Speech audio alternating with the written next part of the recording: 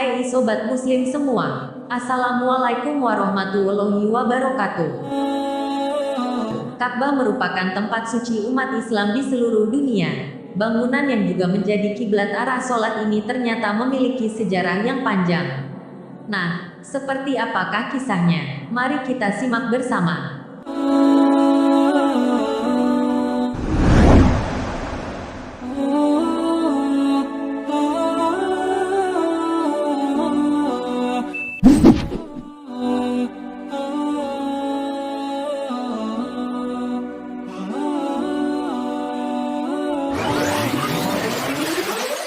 Kisah pembangunan Ka'bah pun tertulis dalam Al-Quran Surat Ali Imran ayat 96. Dalam surat tersebut Allah Subhanahu wa Ta'ala berfirman, sesungguhnya rumah ibadah pertama yang dibangun untuk manusia ialah Baitullah, yang di Bakkah atau Mekah yang diberkahi dan menjadi petunjuk bagi seluruh alam. Bangunan yang diberkahi ini dibangun oleh Nabi Ibrahim sesuai dengan perintah Allah Subhanahu wa Ta'ala. Ia turut dibantu oleh sang anak, Nabi Ismail. Hal itu tertulis dalam Al-Quran Surat Al-Baqarah ayat 127 yang berbunyi, dan ingatlah ketika Ibrahim meninggikan pondasi Baitullah bersama Ismail, seraya berdoa, ya Tuhan kami, terimalah amal dari kami. Sungguh Engkaulah yang maha mendengar, maha mengetahui. Selepas dibangun, Allah Subhanahu wa Ta'ala berfirman bahwa Ka'bah merupakan tempat suci bagi umat Islam. Selain itu, Ka'bah diperintahkan untuk menjadi tempat sholat, tawaf, dan iktikaf.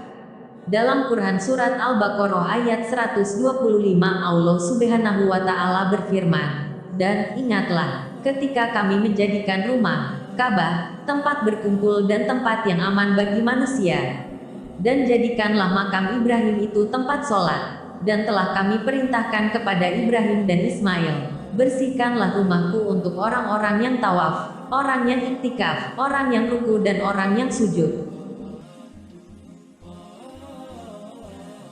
Dan mengutip dari buku The Great Episodes of Muhammad Shallallahu Alaihi Wasallam, karya Dr. Al-Buti.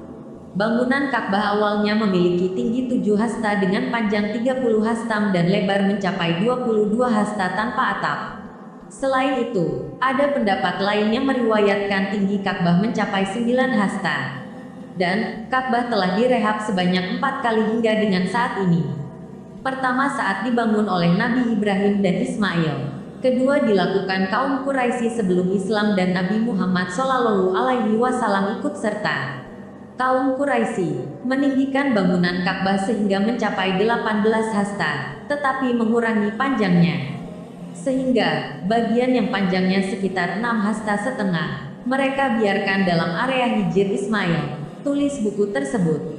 Rehab ketiga dilakukan setelah terjadi kebakaran di Ka'bah. Kala itu, pasukan di bawah kekuasaan Yazid bin Muawiyah datang dan menyerbu Mekah.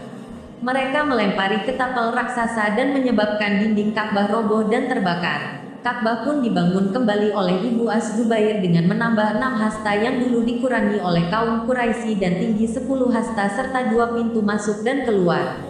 Terakhir, pembangunan Ka'bah dilakukan setelah terbunuhnya Ibnu Az-Zubair. Pemuka Mekah berselisih atas pembangunan Ka'bah yang dilakukan oleh Ibnu Az-Zubair karena dinilai tidak seperti semula.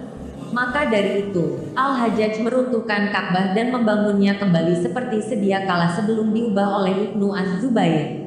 Diriwayatkan juga bahwa Malik bin Anas radhiyallahu anhu pernah berkata kepada Harun ar-Rasyid untuk tidak menjadikan Ka'bah sebagai objek permainan. Sebab Harun ar-Rasyid mengaku ingin meruntuhkan dan membangun Ka'bah seperti yang dilakukan Ibnu Az-Zubair. Dengarlah wahai Amirul Mukminin, jangan sampai kau menjadikan Ka'bah ini objek permainan bagi para raja sepeninggalanmu. Setiap kali mereka ingin mengubahnya pasti mereka ubah sehingga keagungan dan kewibawaannya hilang dari hati manusia. Jelas Malik bin Anas radhiyallahu anhu. Demikianlah kisah pembangunan Ka'bah dari awal dibangunnya Ka'bah hingga setelah beberapa kali direhab hingga saat ini. Ka'bah juga menjadi tempat suci dan kiblat sholat bagi umat Islam di seluruh dunia ini. Wah, keren ya sobatku semua. Semoga sedikit menambah pengetahuan dan semoga bermanfaat. Sampai bertemu lagi di kisah selanjutnya ya sobat muslim semuanya. Dan wassalamualaikum warahmatullahi wabarakatuh.